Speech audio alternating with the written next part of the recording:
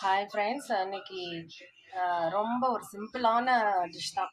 எதுவும் ஒன்றும் பாயில் பண்ண போகிறதில்ல, அடுப்பில் வைக்க போகிறதில்ல, எதுவும் இல்லை.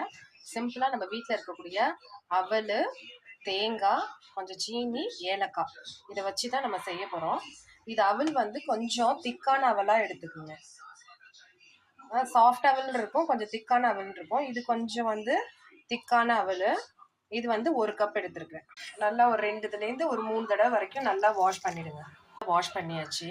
வாஷ் பண்ணிவிட்டு அதில் போட்டு சால்ட்டு சும்மா ஒரு பிஞ்சு நல்லா தண்ணியை வந்து ஒட்ட வடிச்சாச்சு.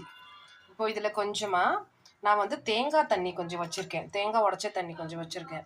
அந்த தண்ணியை கொஞ்சம் லைட்டாக தெளித்து விடுங்க.